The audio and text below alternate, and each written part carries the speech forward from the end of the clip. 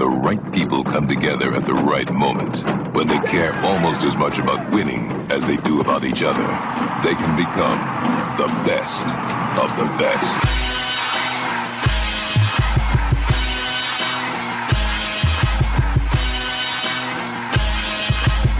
Welcome to the best soccer show, the best soccer show in the whole world. Here we go. It's the best soccer show. Jason Davis, Jonathan Tannenwald, sitting in for His Eminence, Jared Dubois, who is not with us this evening.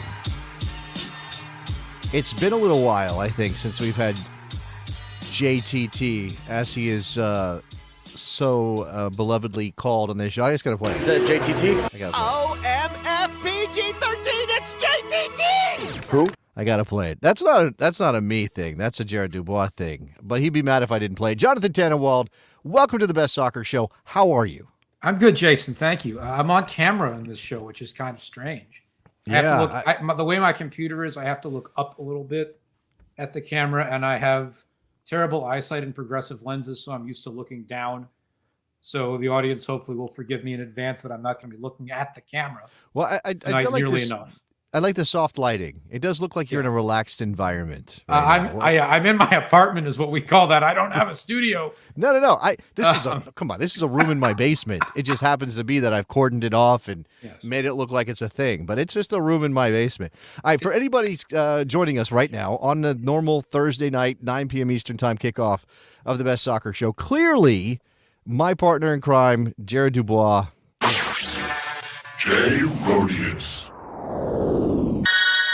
He had better things to do. I think that's what this was. I would he had think better so. things to do tonight. No, he's doing soccer stuff. He's got kids and they play, and Thursday is a practice day. So he was unable to be here today. So I asked Jonathan Tannenwald to sit in, and in the second half of the show, a very special appearance by former part of the show, Morgan Tensa. She's going to be back. Dear. We're going to have a JTT and Morgan Tensa smorgasbord. It wasn't it hasn't been the last time that long since I last saw her. Yeah, you and Morgan have hung out fairly recently, as I understand. I was in Florida with the Union's preseason. Okay, And, well, there you go. That's when I last saw her. Yeah, this sounds about right, by the way. Alex This show will not Jermaine-Jones. be as raunchy as it usually is. Got to Jared Dubois. No, I don't. Ranch is not. Is that the calling card of the best soccer? Okay, it probably is Jared's, on some level. yes. On some level, it is. Me, I get to play straight man. I guess today you have to be straight man to me, JTT. Maybe I'll make you uncomfortable. We obviously have a lot of soccer topics to get into. I know that John, in particular, is interested in the Gold Cup roster for the U.S. Women's National Team. What is that tournament? That tournament is branded as the Gold Cup now, John? Is that what we're doing with that? Yes, it is officially called the CONCACAF W Gold Cup. Okay, Nobody actually calls it that. That's unless unnecessary. You're a rights holder. But okay. So everybody just calls it the Women's Gold Cup and goes home. Okay, so it's the Women's Gold Cup. We're going to talk about that roster on this program. So some women's soccer definitely dropping in here on the show today. I spent all 3 hours of my radio. JTT, did you know, John, that I have a radio show? To quote the immortal line from the musical 1776, I hadn't heard. Oh, WNBC. WNBC. so I might have been on it once or twice over the years. You have been on it. It's been a little while. We should get you back on. We should get you on the show that I do now with Eric Winalda called WTF. I spent 3 hours today taking calls and talking about blue cards, which I didn't expect when I woke up this morning that I would spend so much time talking about blue cards. Now, I think it's important for the context of a blue card discussion to say that nothing's been decided about adding blue cards to the deck that a referee carries with him him or her carries with them into a match. This is only according to FIFA's response to the Telegraph about a trial to maybe bring the level up a bit as they check out whether sin bins and blue cards make sense for this game. But JTT, first of all, we have to acknowledge that if FIFA was like, hey, top division leagues around the world, we've got this idea, should we test it out? MLS would be first in line, right? They would be the first in line to check this thing out. I think they would be, and I think that the referees union probably would be too. I'll bet you. And that's because granted, they have other things to deal with right now because they might be going on strike. They're getting paid right now. The referees take far too much abuse in MLS and every other league. I'm not sure I like the blue card execution, but the sin bin thing's been on the table for a while, and I'm not entirely against it. Okay, so for me, the color of the card is immaterial to the conversation. You can call whatever you want. You could call it an orange card. You can make it blue. You make it chartreuse. You could have a pattern on it, a gradient. I don't care what it's called. Whatever it is. The sin bin thing would fundamentally change the tactics of the game in a way that I don't think I'm mentally prepared for. Now, So did outlawing the back pass. Okay, that's a good point. Now, the thing I will acknowledge is that the way a blue card is supposed to work, and if you're just catching up, it is particularly aimed at cynical fouls, i.e. professional fouls, and dissent towards the referee. And obviously this is deterrence, right? As you were saying, John, this is deterrence for referee abuse, and they're trying to put into place a punishment for players who go beyond the line. I would imagine that referees would be cautious with blue cards, and it wouldn't be as if we have 4 or 5 penalties per game, but there still would be it still would be fundamentally different watching a game to know that a player's not there for 10 minutes and then is going to come back in and rebalance the numbers. In this sport, as long as I've been watching it, John, and I wasn't around before the red card and the yellow card were introduced, and obviously there were still red cards and sending, like, you get sent off, you're done, and now you're down a man, and the lingo of the game is all about you're down a man or you have a man advantage, and that's all. That could potentially be temporal rather than game length. I think though that the 10-minute period is going to be up for negotiation. And here's why I say that. We think about, the new rule that MLS put in. They did it first in MLS Next Pro, and it looks like they're going to put it in for the regular season this year in the top league, that if you take too long to get off the field when you're injured, you have to be off for 2 minutes. Right. So that's 2 minutes that you're down a man. Yes. The other one is 10 minutes that you're down a man. Maybe the blue card ends up being 5 minutes. I don't know. I'm not sure the 10 minutes part of it is what's going to stick here. That is, so that being up for negotiation certainly makes sense. Okay, well, I guess you start with the big number and then you negotiate it down, right? Because it's much harder to go from, say, oh, it's a 2-minute penalty to, oh, no, it needs to be 6 or 7 or 8 or 10 minutes. Right. So you start with the big number and everybody goes, oh, my God, 10 minutes.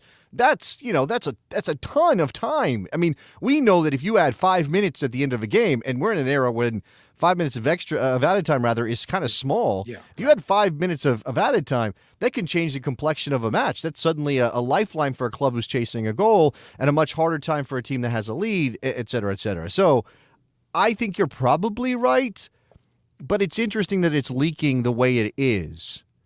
Now, is there anything strategic about the timing, the way this is coming out? Again, FIFA's response, reading up on IFAB rules is not something I thought I was going to be doing today, or the way IFAB works, John. But is there anything, sort of media approach to this? I don't think so. FIFA leaks like a sieve. I'm not going to try to cast it. It's IFAB. Is IFAB the same as FIFA? Are we lumping them into the same? That's one of life's eternal questions, isn't it? Here's the only other thing I'll say about the negotiation word that you used is, who are they negotiating against? They're effectively negotiating against themselves or against the professional leagues, maybe FIFPro to some degree, but they're not. Well, they're negotiating against the leagues that hold the levers of dinero, of money, right? That's who it. Right. That's ultimately it matters, and FIFA is embroiled in this epic battle for control of the game with UEFA, and we obviously have the Super League idea bouncing around. Alexander Sefrin is, I guess, going to not run for re-election. I believe that when it happens with UEFA, which is funny if we end up with without him on the other side of the dynamic with FIFA. I mean, I would think that if the UEFA, if the Premier League rather had a massive problem with this, it wouldn't happen. Now, I did see that our man Nicholas Murray said, I think England would be on board with this because of its relationship to rugby's sin bin rules. We're going to find out real fast about the way England would feel about this than I would. But my mind, and John, I know you too, your mind immediately goes to hockey, right? We go to ice hockey and we're like, okay, what? I said this today. Are we gonna power play goals in soccer now? Is that what we got? Like, I'm a hockey fan. I think Nick's got a point. Nick also, by the way, who, while I was in Florida, introduced me to a very nice brunch place not far from the USL's offices, which I appreciated. Doing the Lord's work, Nicholas Murray. Yeah. No, again, I don't think they're going to be, sitting on a chair in full view of the masses seated behind the bench. Well, that's, you know what I mean? I don't know how it's actually going to work. That's the other mechanism, or that's the other part of this that is fascinating. It's like, is it a glass cube that they have to go into? Is it, right. I mean, in terms of the fitness of the players, and Nicholas is pointing out that in rugby, players re-warm up before they re-enter the game. 10 minutes is a long time. I imagine players would want to come off, depending on the time in the match that they get their blue card, they would want to come off, catch their breath, and then stay warm. So are you just doing warm-ups up and down the sideline, and you got to kind of time it so that you're near the fourth official to get back on when your 10 minutes is up? Are you riding a stationary bike? Well, we have guys on stationary bikes on the sidelines while they wait out their sin bin penalty. And how does any of this... how does any of this work with the ins and outs of this, right? I don't know. I genuinely don't know. At least there are some things in this world now, right, where I can actually say that I don't know the answer and get away with it. What I do know is the number of times I have sat at a game, whether an MLS game or a international game or whatever, something's happened. A dozen players swarm the referee. They're all screaming in his face. And I'm sitting there saying, book them all. Yes. Just book them all. Right. Well, there's an argument here, John, that introducing a new card, and, sin bins is a novel punishment that doesn't exist in the game right now. But the original idea of a yellow card was, hey, you're warned. And if you get another one of these, you're off and your team will suffer the consequences. And it feels as though this is, instead of telling referees, hey, use the tools you already have. Right? Book a player for dissent with a yellow card. Book a player. I mean, professional fouls get booked already at this point. Right. So I guess that's just the idea of, particularly when a team is late in a game, or maybe game state matters here for how referees view this or how IFAB views this. But obviously, if you commit a professional foul, if you already got a yellow, you're going to get sent off. That's already built in.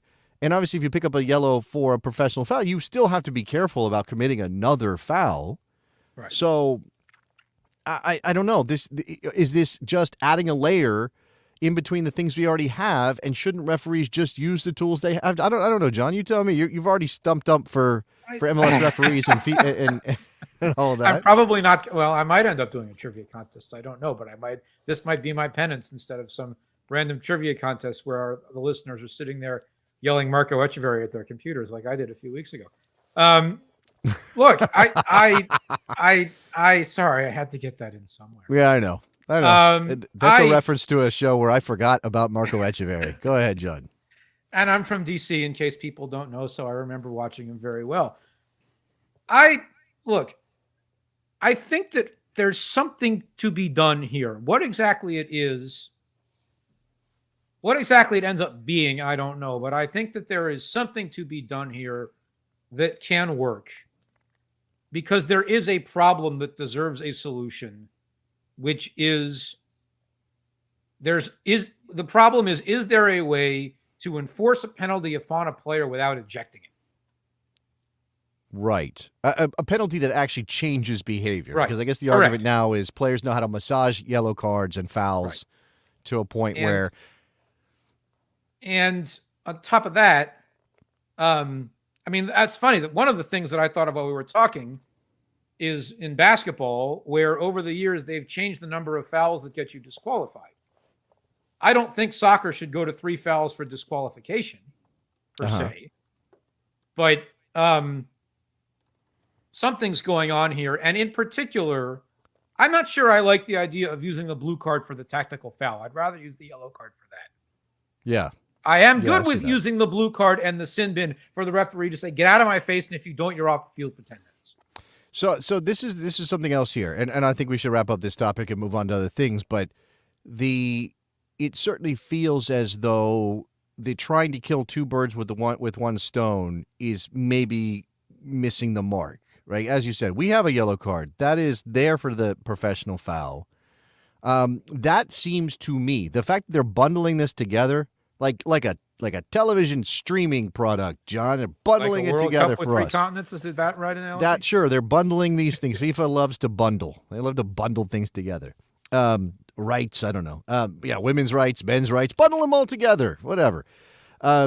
It feels as though this is aimed at goal scoring in particular, and maybe this sort of latent thing that FIFA and IFAB are feeling, that the game is pretty open and wild in a lot of places right now, so I don't know why you would necessarily be overly concerned about it, but it does feel as like this is aimed at a younger generation of fans. Because I know they got metrics, they got the data, John. They know that younger people are drifting away from watching 90-minute soccer matches. And if you say, well, professional fouls are now 10-minute penalties, and there might be more goals because of that. Hey, it's a more exciting game. You don't have to enlarge the goal. You don't have to do crazy stuff like 30-yard penalty shootouts. You can just tweak one thing. Look at you inciting the masses. I don't know if there's anything to that, but it does feel like this is chasing two things at the same time, right? It feels like this is two things being bundled that maybe don't necessarily go together, which is I don't know how to speak to the young people. I don't know how to wear a hoodie over a tan suit with a white shirt on world television. So I'm going to You would do that if you made Johnny Infantino kind of money. You would do that. You would be hanging out with Kevin Hart and wearing hoodies and. I live in Philadelphia. If I need to track down Kevin Hart, I can do it eventually. You got to get one of those Johns, or I don't know. I've been watching a lot of Abbott Elementary, so I'm going to try to catch up on my Philly lingo. All right, John, you're here, and we should move on to other more domestically focused topics. I have Giovanni Reyna in our thumbnail tonight because he made his debut for Nottingham Forest. He played 12 minutes. He wasn't registered for the FA Cup, so he couldn't play in that game. I don't know what there is to say, except he didn't, in that moment anyway, didn't look out of place, looked okay. We'll see what happens going forward. But this is now at least acknowledgement that he can get on the field in the Premier League in a way he didn't in Germany. Look, I hope he succeeds. I did not watch the game in question because I was traveling last weekend. If he succeeds, great. If he doesn't, and anybody wants to ask his agent, George Mendes, a question, I'm sure George Mendes will be 100% unavailable to take all questions about why the 5 clubs that were potentially going to sign him, whatever it was, all happen to be George Mendes clients. Oh, interesting how that works. Yes. Right?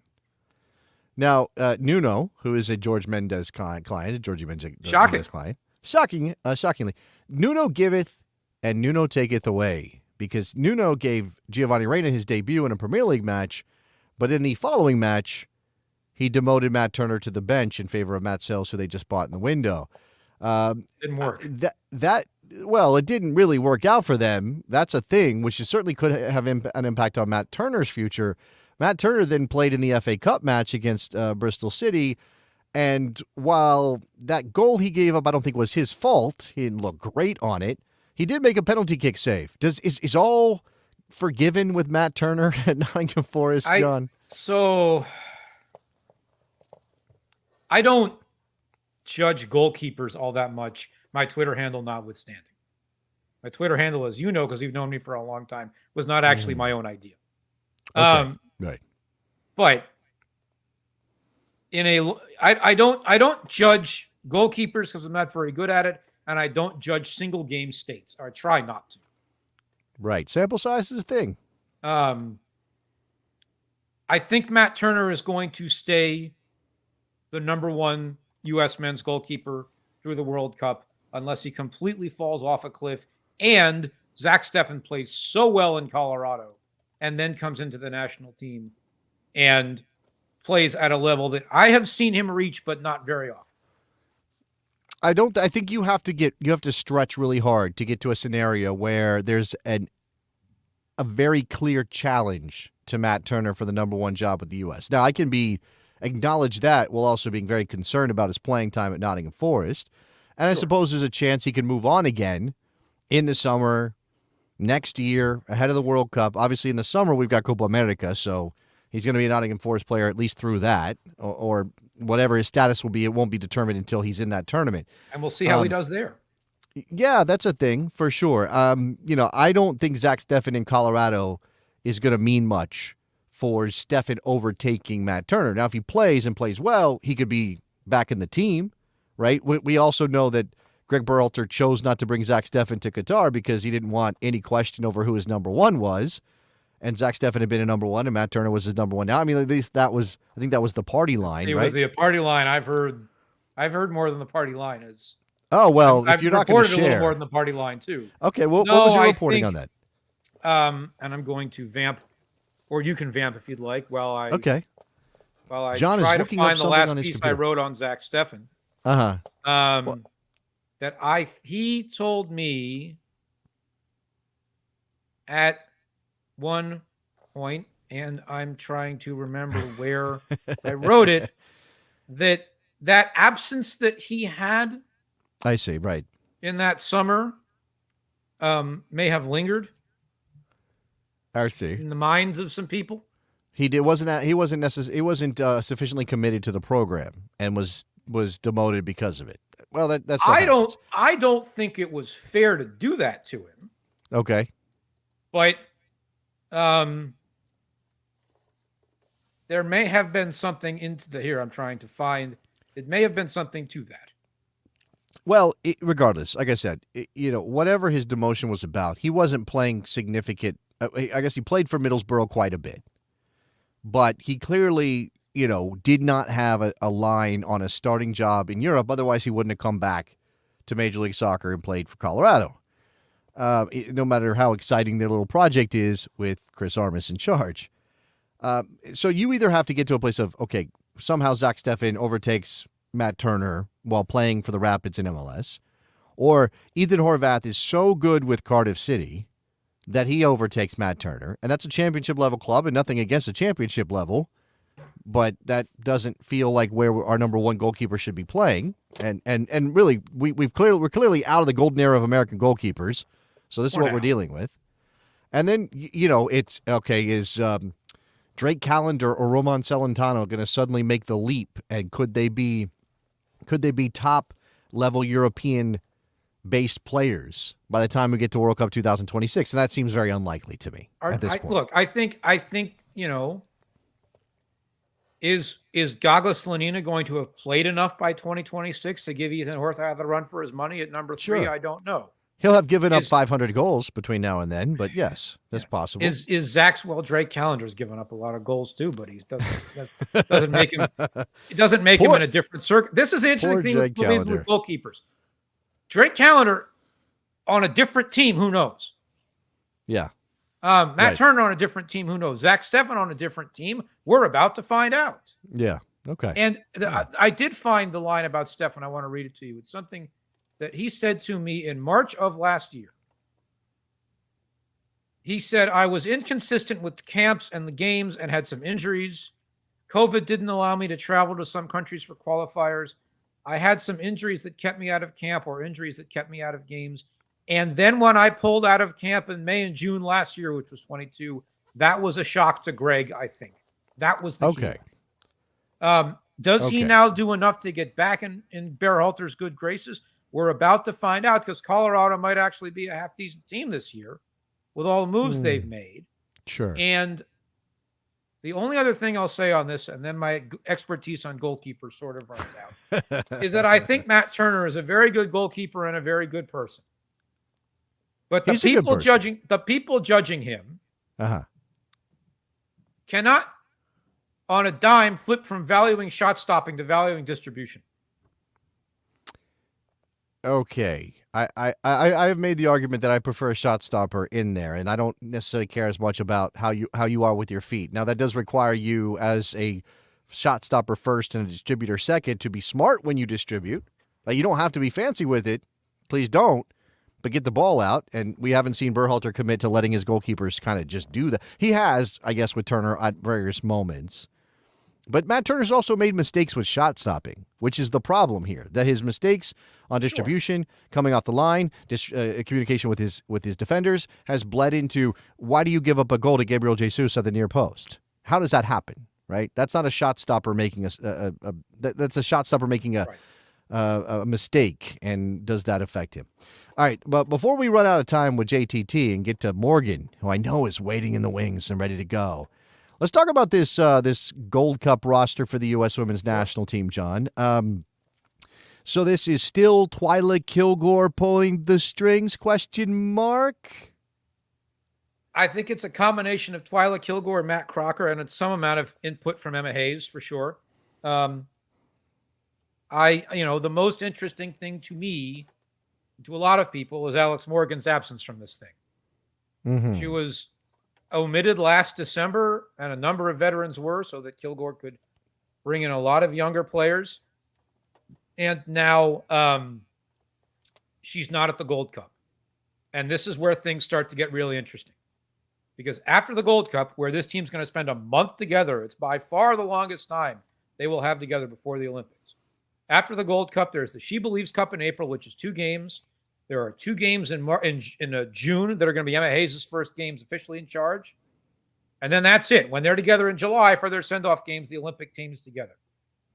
If Mia Fishel keeps playing as well at Chelsea as she has, and you have an 18-player squad, and you need as many of the players on that team to be versatile players who can play multiple positions so that you can have some prayer of rotating throughout the tournament, you might only be able to take one pure striker. And if Fishel keeps playing well, Alex Morgan's going to have to come roaring out of the gate with San Diego this year. Or she might not go to the Olympics.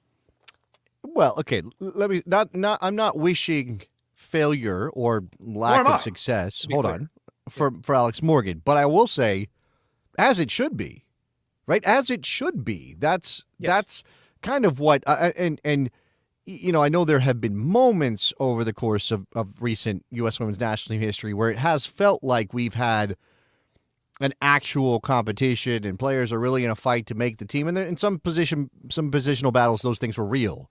But there is this general sense that the star veterans held their place because they were the star veterans, regardless of if they deserved those places or not. And I think, you know, it may be unfair to Vlatko that he got waylaid by the pandemic and was unable to get the timeline he wanted, but that's the criticism that sticks to him on some level, is that he did not really look at the player pool and pick the best team. He kind of went with, outside of a couple exceptions, the group that had been there before. I wrote this repeatedly. The pandemic kept him from being able to blow up the program to the degree that he was hired to do. What I will say in the specific case of Alex Morgan when it comes to veterans is that strikers tend to get some benefit of the doubt at that position because of a veteran's ability to find the net, have the instinct, know the positioning, et cetera, and so on. And Morgan, if a player is going to get some benefit of the doubt, in my book, it's probably going to be a striker. But if Morgan is not scoring goals and Mia Fishel is, on an 18-player roster, you might not have a choice. Right. It would certainly be a seismic kind of thing to have happen. U.S. women without Alex Morgan saying, I'm done playing for my country, and without, you know, some injury, for her not to be named to a team that's going to try to win a gold medal at the Olympics would be big. Anything else before I say goodbye to you, John, and move on to bringing Morgan on the show? I do have a question for Morgan. I don't know if the 3 of us are allowed to be on the show. Oh, I can figure that out. Let me see what happens. I got it. You're asking me to do things that I'm not really prepared to do. This is not the layout I want, but let's go with this anyway. I'll be quick. Hi, Morgan. Hi. So here's my question for you. Okay. How big are the throngs of people flocking to watch Kevin Sullivan? A lot. There's so many people interested in Kevin. How old is Kevin Sullivan right now? 14. 14 years old. Yes. People are flocking to see him. And they were doing that when he was 12. They aren't actually flocking, Jason, because the Union reserve team's games are behind closed doors. If they weren't, I actually might be down there right now to chronicle this.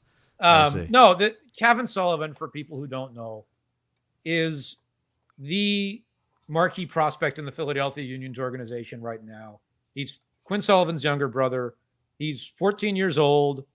He is with the Union's reserve team in preseason officially for the first time. And there was a report in England's Daily Mail, an outlet that I don't always trust, but I've heard some of the same things, that he is going to spurn Philadelphia and turn pro directly with Manchester City when he turns 16. They're going to loan him to Belgium for 2 years, and he's never going to play for the Union professionally. Wow. Thumbing his nose at Philadelphia. That seems unwise based on what I know about Philadelphia. I shrug my shoulders to the same degree that Morgan does, and I've written about this a few times in recent days. It is the big story in town with the Union right now, and it's going to continue to be. He can't go to Europe until he's 16. Right. But this is a big story because he's been known for a few years to be the preeminent prospect in the Union's history. So if he can go at 16, that means he has a European passport. Yes, his mother's ancestors are German. Oh, his mother's ancestors are German, and so he has a German passport. They all have German passports. His grandfather, I believe. Okay. I don't know how far removed from that you can be to still get a passport. So I mean, obviously that's the golden ticket, right? You can go 2 years earlier.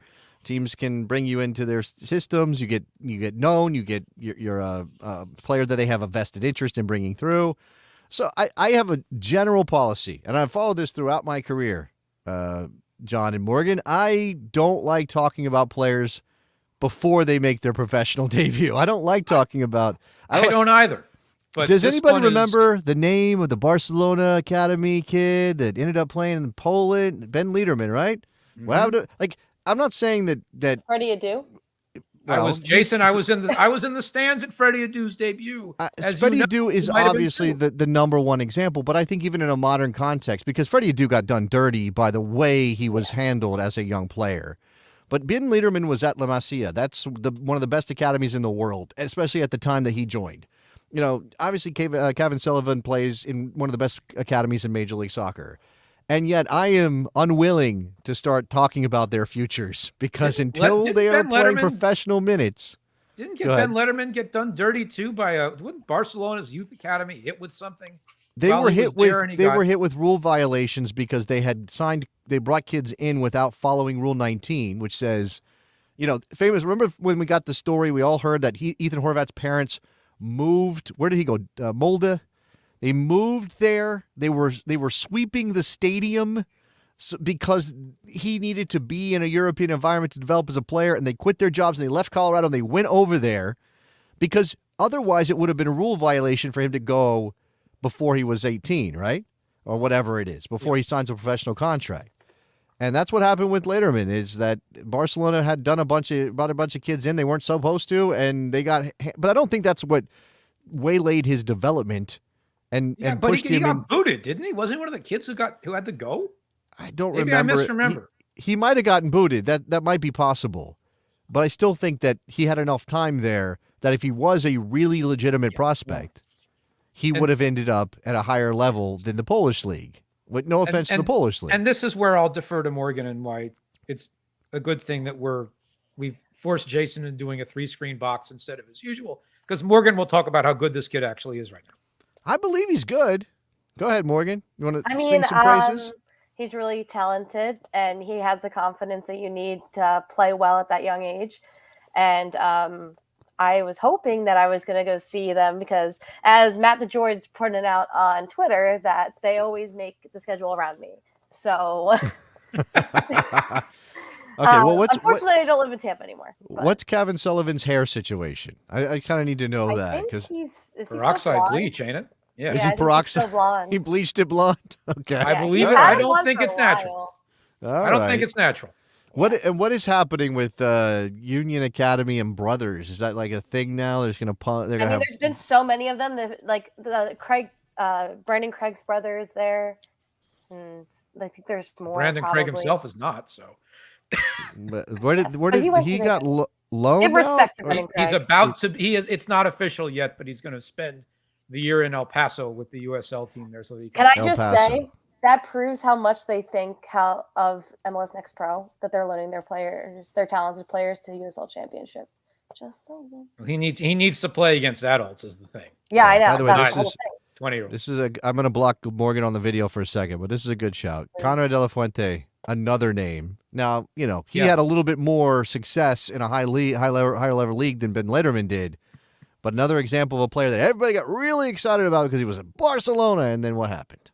But like what you guys are talking about of skipping the union altogether, I mean, Weston McKennie did it, and he had a lot of success coming from the academy and then jumping from over the first team. So now here's the thing, though, and I'm not saying that it means Kevin Sullivan can't succeed if he signs with City and all of that, but I think that Weston McKennie benefited greatly from being culturally familiar with the place he went to play his soccer out of the U.S. When he went to Germany, he had been in Germany, he had lived in Germany, he understood things about Germany that a lot of kids, American kids, don't know when they go over to Europe. And I think that's a part of this too, right?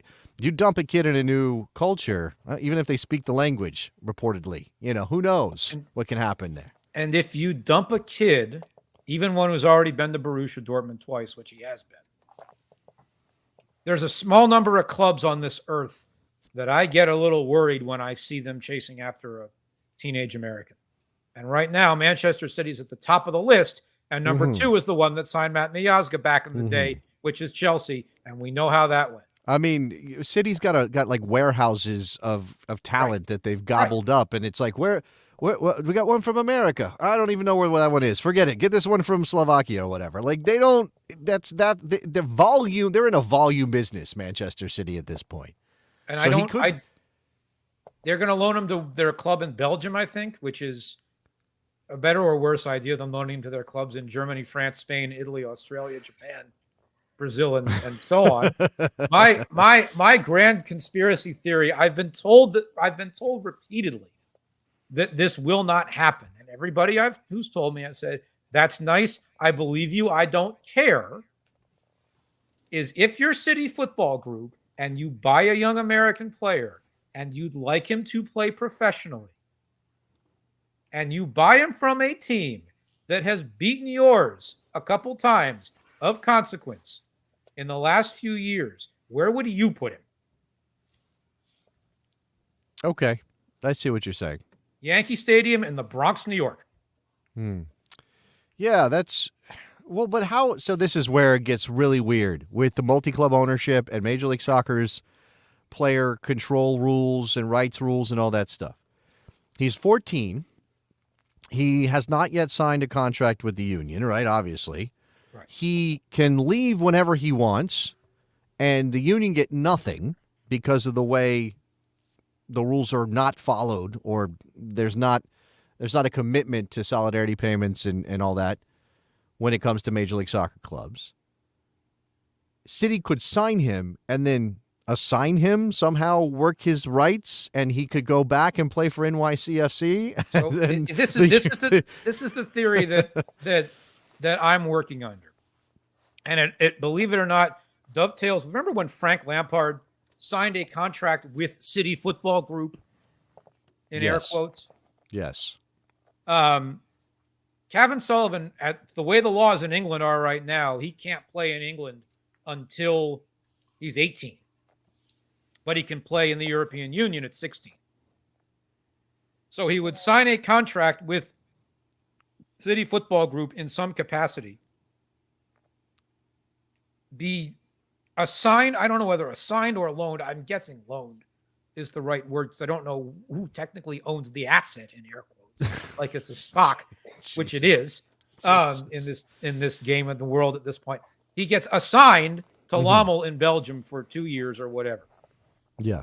Now, if you can assign him to Lommel, can you assign him to New York? That's the question I have. And it is, I don't think it would happen, but it's on people's minds. Okay. Okay. I mean, maybe that happens. I didn't know we were going to have so much Kevin Sullivan talk on the You're Best gonna hear Soccer his name Show a lot. this year. You're That's going to my hear his fault name a lot, Jason, and Eric for will getting too, I two promise. Philadelphia people. I know, John, you're not from there, but you are Philadelphia, and I know Morgan's Philly, so that's my fault, I guess. Kevin Sullivan talk. John, thank you for coming on the show. My pleasure, I wanna Jason. Good to see you as always. spend some quality time with Morgan Tensa. I think that's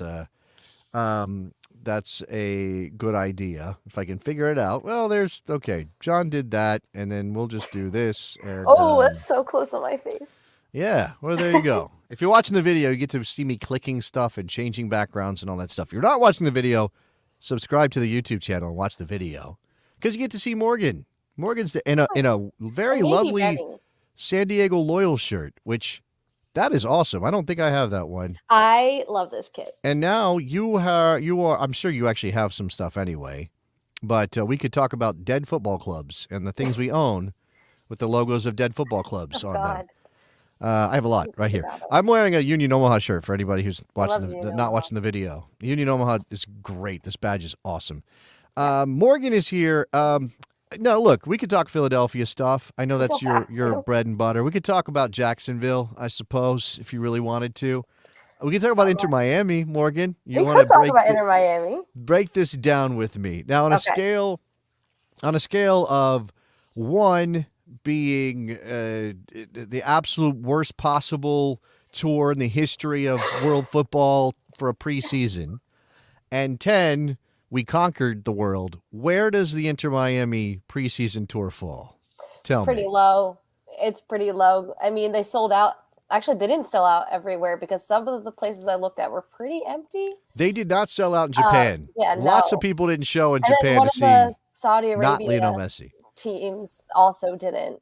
Like one of those games didn't sell out. The one that wasn't against Ronaldo, quote unquote. Yeah, the one where they gave up like 4 goals in the first 30 minutes of the match or whatever that was. I never really take scores that seriously when it comes to preseason, but they didn't play well considering who's on the team.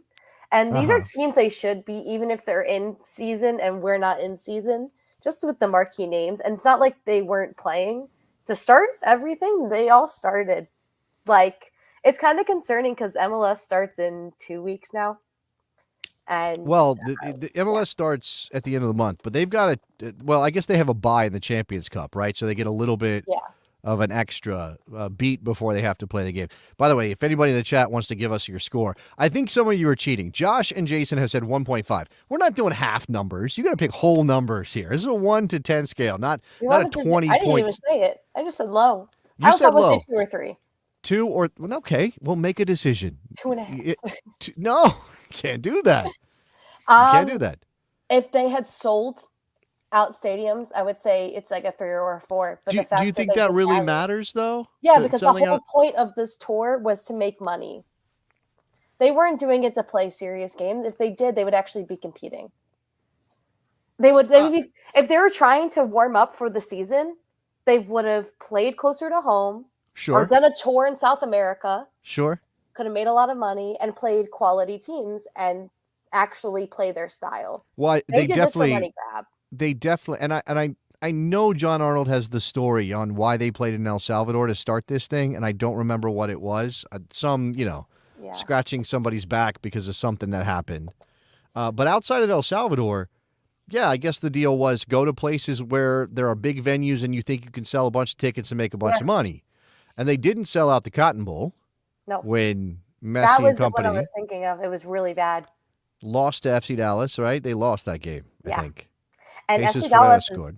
So like that's an actual comparable one. Like a comparable friendly because they're both in the same situation right now. They're both in preseason. And I did not watch the game because I'm not I'm not going to put myself through that. You're not a masochist? Is that what you're saying? Okay. But the jerseys are so pretty. No, they're not. Actually, they're not. a pretty color, but they're boring. It's just pink. Like, well, people the are Royal out about it. It's Royal Caribbean, right? Am I? Yeah, I'm actually okay with that logo because I mean, in the way that it's. I mean, I understand it's supposed. Soccer jerseys, the logo is in the middle of the chest, but it doesn't look right to me. No, I hate the vertical line It's situation weird. in the center. It's- It looks it's bad weird. at the World Cup. It looks bad now. I don't care. So, so Inter Miami goes to El Salvador and can't score. They go to Dallas, they can't score.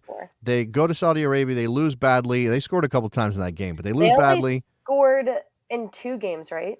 They scored in both Saudi Arabia games, I think. Yeah. I have that right. Did they? Oh no, did they score in Hong Kong? I wasn't paying attention. I wasn't paying attention either. Now, it was just they lost or tied. The thing that came out of Hong Kong, which is, I mean, I guess this speaks to the power of Lionel Messi, right? That, and again, this is why you do the world tour, because you think, okay, Lionel Messi is such a massive star that he will drive attention wherever he goes. We will benefit as a club because we will rake in a bunch of cash.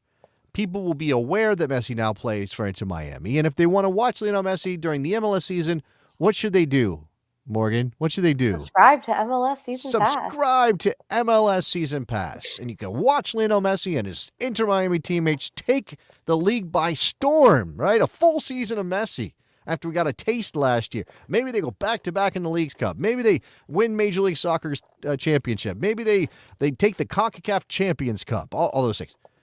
I know that's why you do it. But the flip side of that is if things don't go well, and I don't really have a lot of sympathy for somebody who buys an expensive ticket to a sporting event to see one player, and then that one player is unavailable because of injury. Because the player's health should come before them showing up. Injury is different. Well, but like resting. But that's the thing is you sell this tour as Messi on tour because nobody look, okay, Sergio Busquets, sure, great player. Jordi Alba, great player. Luis Suarez, they're great players. They're great players. And I imagine lots of people would want to see them play. But that's not why they were there. They were there to see Messi. They were there to see Lionel Messi. And when you sell it that way and then he doesn't post or he can't play or he's hurt, man, it gets a little messy. This is what happened. That's the name of my soccer team. Let's get Messi. Oh, let's get Messi? Oh, that's pretty good. With the I. You know? That's pretty good. Yeah. This is what happened in Hong Kong. The Hong Kong government demanded answers from Inter Miami and Lionel Messi after the Argentine played in a friendly in Japan just 3 days after missing a match in Hong Kong. Hong Kong's Culture, Sports, and Tourism Board said in a statement that, like the fans, it was very disappointed that Messi could not play in Hong Kong due to injury. However, 3 days later, Messi was able to play actively and freely in Japan. The government hopes the organizers and teams can provide reasonable explanations. I mean, you pissed off. I know it's like just Hong Kong, but I don't know. What if the Chinese Communist Party's like, we're going to pick that up and we're going to take that over for you and we're going to demand answers, and this becomes an international incident. If it becomes an international incident, MLS has finally made it, you know? Why are there more tension between the U.S. and China? Well, because Messi didn't play in Hong Kong. That's what happened. Like, the way you're describing it, I agree with 100%. Like, I am one of those people who would spend a lot of money to go see a top player play if it's against my team. Because it's just a unique situation, especially in soccer where you can only play at home once if it's an opposing conference, like once every 2 years or once a year if it's your own conference. So I kind of get that, but they are marketing Messi. It's the Messi tour, and him not even playing a minute is just upsetting. We don't want to hurt him. He is the money star, but you're putting him on this tour. Have him sit in the middle and just pass the ball. In the last 5 minutes of the game. People will complain, but they won't complain as much. No, but see, that's the thing. He ended up playing in Japan. He looked that's okay. That's where I'm confused. He megged somebody. Well, this is what Hong Kong's upset about, right? Yeah. Why didn't you play against the Hong Kong All-Stars, but then 3 days later, and there's also sort of latent China-Japan things happening there, which I'm not necessarily, that makes it even worse. But I'm just saying, I'm sure that's part of it. Japan got him, but China didn't? What are you trying to do here, right? They should, if they had kept him off the field against Japan, against the Japanese team, I think it would have been taken a lot better, because then you would be like, okay, maybe he is still recovering and trying to get ready for the MLS season. But it's so gross. But this is the thing, the whole problem with the tour is that, and I feel for Tata Martino, right? He's trying to get his team ready for Major League Soccer, and he wants to win. I think the guy is a really good soccer coach. Obviously, he's proven that. But you are now trying to make decisions about Messi playing that aren't based on, is he completely fit to play, and does this benefit his preparation? Yeah. It's more about, are we going to piss off this government? Are we going to let down these promoters? Are we going to have a bunch of fans who are upset? Right? And I will argue still that Messi's presence in MLS is a thing that will lift the tides, right? Rising tides lift all boats, and all the boats are the other MLS teams and American soccer and all that. I will still argue that. And, again, I think people underestimated what Messi's impact could be on Major League Soccer last year, which is crazy to me because he's so big. Yeah. And I've heard it argued like, whoa, what if all these people cancel their subscriptions the second Messi leaves? Well, so what? You got that money in your pocket. Money. Yeah. You just made a bunch of money. Apple's happy for a moment, and then you take that money and you go, okay, well, let's do this other thing, and let's go spin it in a different way. And you won't have Messi heat behind you, but you'll have something, right? You'll still have lifted the tide, and even if it recedes a little bit, it's not going back down to where it was before Messi showed up, right? That's what we learned from David Beckham. Like it was about Beckham for a while, but then it became, it's, Major League Soccer's in a much better place because Beckham came here, even if not as many people are watching when Beckham left. Yeah, I think agree that's 100%. a fair. I mean, I have been a Messi fan because I'm a soccer fan, it's 1 and 1. But him coming into the league, it just created so much buzz. Like I was at his first 2 games in Leagues Cup, and that was the most unreal soccer atmosphere I've ever been a part of. And were you hanging out with influencers? Were you like on Instagram Live and stuff? Like doing stuff with I people wasn't who that have cool. Gucci bags? No. No, you were hanging out did run who was into there? that guy Who was Speed there? or whatever. Kardashians were there? Were Kardashians there? I have Oh pictures my of God. them. Serena Williams. And You didn't get to meet LeBron Serena Williams, James. though. That was cool. Okay. I was more freaking out about Serena Williams when she was I would dancing imagine. with Kardashian. Who's more accomplished as an athlete, Serena Williams or Lionel Messi? Oh wait, hold on. I got to present that correctly. Let me do this. Putting you on the spot, Morgan. I don't like this question. Who's more accomplished as an athlete, It's Lionel so Messi or different. Serena Williams? You got to pick one. It's got You to be gotta pick Serena Williams. She's won more at the world title. More grand. I mean, she's got grand slams, right? She has 4 a year that she can win. That are the big events in tennis. Messi has won La Liga. He's won Champions Leagues. He's now won a World Cup. He's won a Copa America. Obviously it's a team sport versus an individual sport. Except That's for what makes it so hard. It's like not hold on. comparable. Serena also won a bunch of stuff with Venus when they were playing doubles. So And they I both don't have like, know. really good stories of just like growing up. Who's trying the hard. bigger GOAT, Messi or Serena Williams? Worldwide, it's Messi. But if Mhm. it's in the U.S., I think Within their sports, like Within their within sports? the history of their God, sport, it's Serena. it's Serena. I think it's Serena. I mean, Lionel Messi is amazing, but it's got to be Serena. Makes me Williams. double. Definitely. Got to be. All right. Just, like, I'm going to bring something in here. I don't know how deep we can get into this because it's a little bit more complicated than picking between Serena Williams and Lionel Messi. But I do want to point out there's this really good tweet or thread, I guess, from a friend of the show, John You Parker. weren't on Twitter. Huh? I'm not, but I still see things, Morgan. I have eyes. I can see. I know John I'm Parker. watching. I'm no, that's creepy. I'm not doing that. I'm just every now and then something pops up. I do research. I do research for the show and my radio show, which I have a radio show, right? Are you aware of my radio show? WNBC. WNBC. We All were right, actually talking about your radio show at work yesterday. Technically, it's not my radio show. Yeah. I am a host who works with Eric Winalda on Winalda Talks Football. My That's the boss name of the show. listens to it. Well, thank you to your name boss is for Tony. listening. Huh? His name is Tony. Oh, shout out to Tony for listening to the show. Yeah. John Parker, who once upon a time had something to do with this show. I don't know how Both to our say it. bosses at one point. Yeah, John Parker, who was a boss to some people on this screen right now. He had this tweet. He said there has been a defining shift in MLS roster building strategy this winter that should be the story so far of 2024. It's a smart shift that is likely to make change the makeup of the league for the next few years for the better. And basically he's saying, why are MLS clubs now buying 24 to 26-year-olds? And I'm going to boil it down. He's got like 7 tweets here, and John's a smart guy, so go read his tweet. JP3 Soccer. Yes, JP3 Soccer on Elon Musk's website. He basically says European clubs have been focusing on younger and younger players.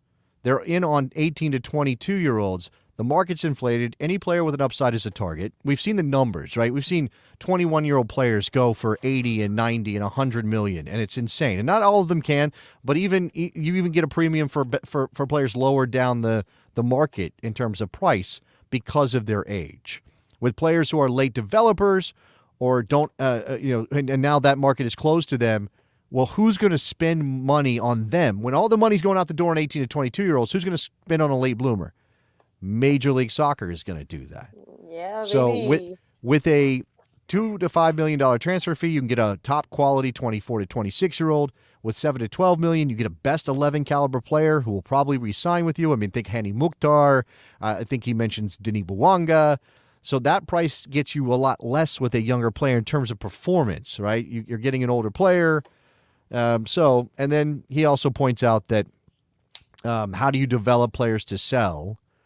And that's MLS Next Pro and the academy system and all of that. So I think that's a very interesting thing. I have to look at the big picture. I'm sure John is more number crunchy than I am. I'm not super number crunchy, Morgan. I'm not crunchy in general.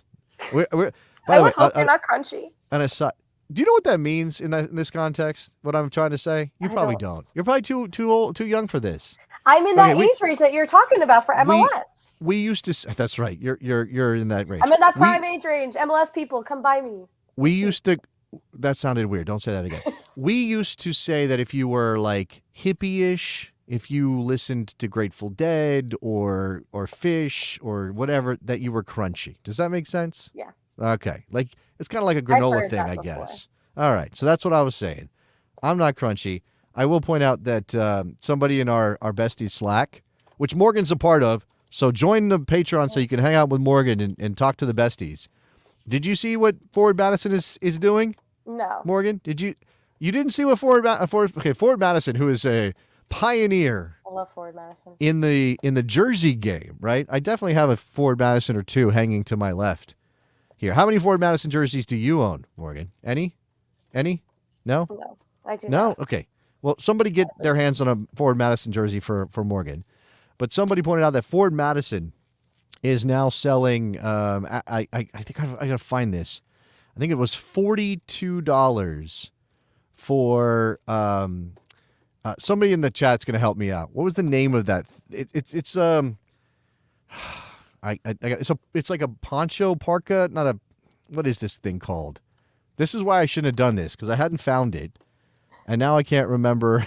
I can't remember what the actual item is called. Everybody in the video, I could. A windbreaker? It's not a windbreaker. It's what the crunchy like Birkenstock wearing. Oh, a drug rug? Types.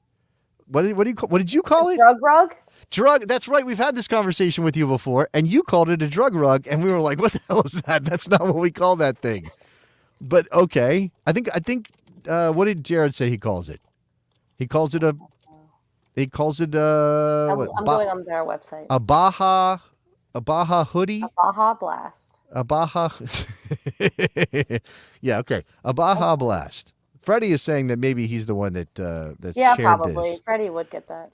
So it's like this Baja hoodie. It's if you see this thing, you know what I'm talking about. And they were extremely popular in the 1990s. So this is something that I knew a lot of kids who wore one of these to school every single day.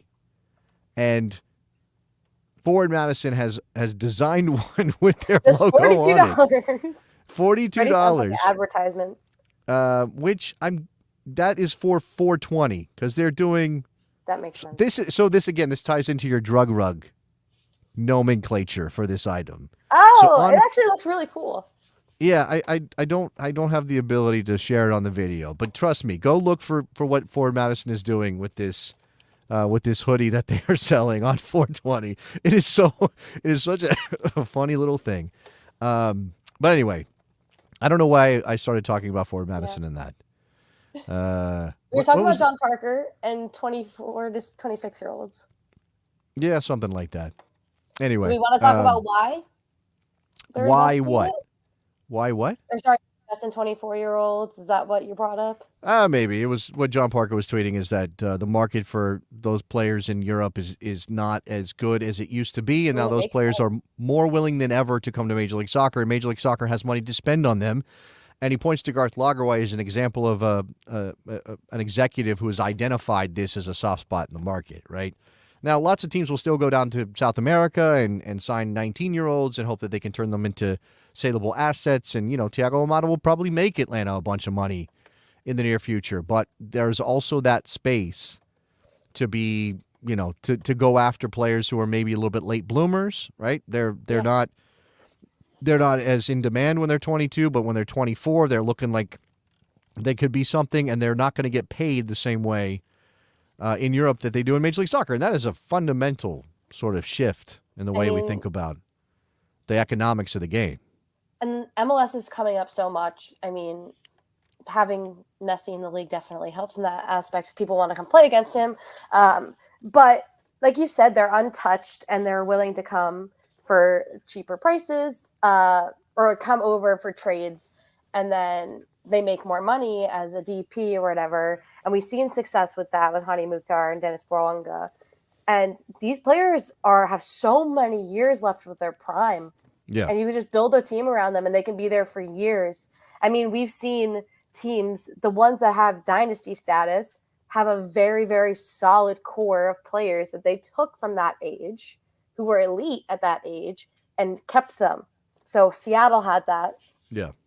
And we'll see if LA has it, and so on and so forth. Like the teams that sign the older players, or even the younger stars who only last a few years in the league, are not going to have dynasty status. They're not going to continue to grow. They might have a flair and win a trophy, but they'll probably fall the next year because that player is no longer hitting that spot. Either they leave when they're in their prime, or they come in after their prime and they only have a few years left. Look, it's nice to make a bunch of money. And if you do spin that into buying a bunch of good players who are more in their prime and can help you win from season to season, that's great. And I imagine that's what Lagerwey and Bocanegra are trying to do in Atlanta with the money that, they'll get from Thiago Almada. But yeah, I mean, and Almada's been there for, 2 years now and going into his third, and he's probably going to be an MVP candidate, at least in the first half of the season until he goes. I think he's that level. But there is that thing of like, we're renting the player, right? We're only going to have this kid for a little while, and then you have to go find another one. And even Atlanta will tell you that's not easy. Ezequiel Barco, what happened? Yeah. So most of theirs didn't hit. There are things. All right. This was awesome, Morgan. Thank you very much for chiming in and jumping on and helping me out in the absence of Jared Dubois. Is there anything you want to tell people about? I didn't give JTT this. This honor. But if you want to share something or to point somebody, go look at Morgan's photos. Like that's definitely what else? That's the thing. Follow me on Twitter. Follow Sporting Jacks everywhere because that pays the bills. It's a really cool club that's getting started. And I keep on looking at my phone because our owner is a finalist for the Pro Football Hall of Fame tonight. So I had to keep checking to see if he makes it. Okay.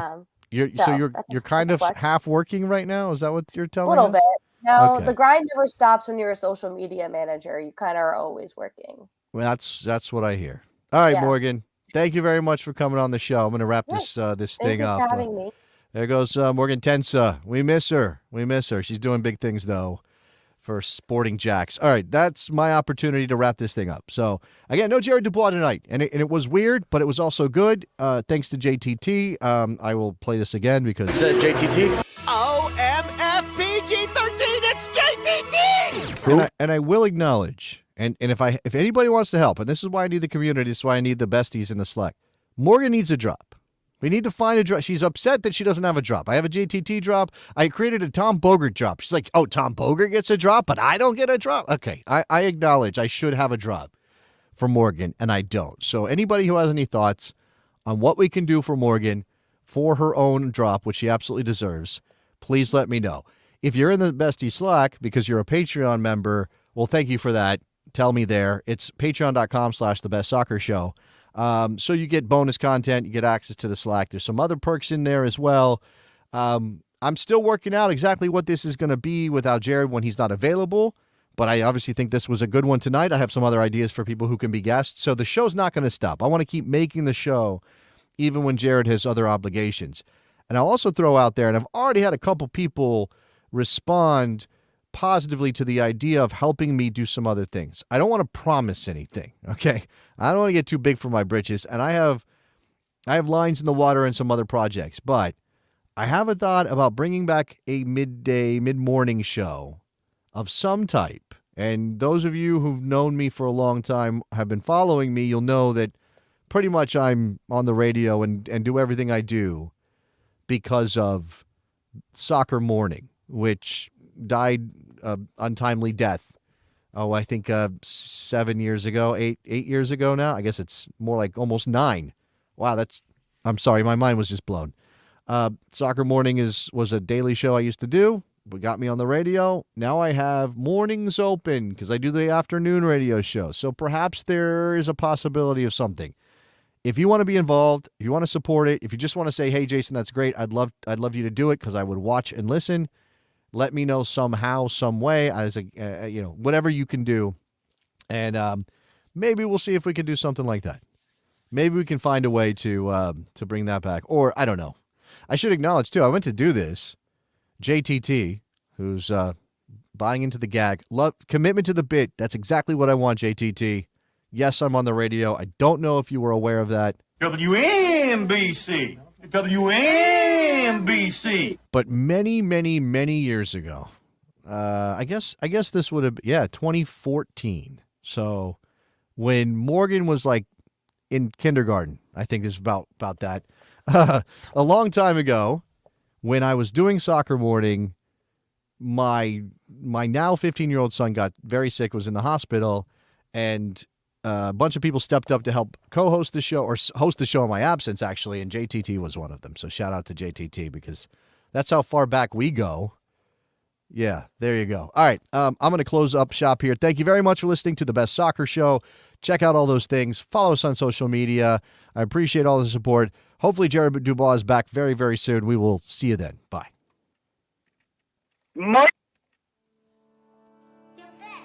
Michael freaking Arasco Pascal.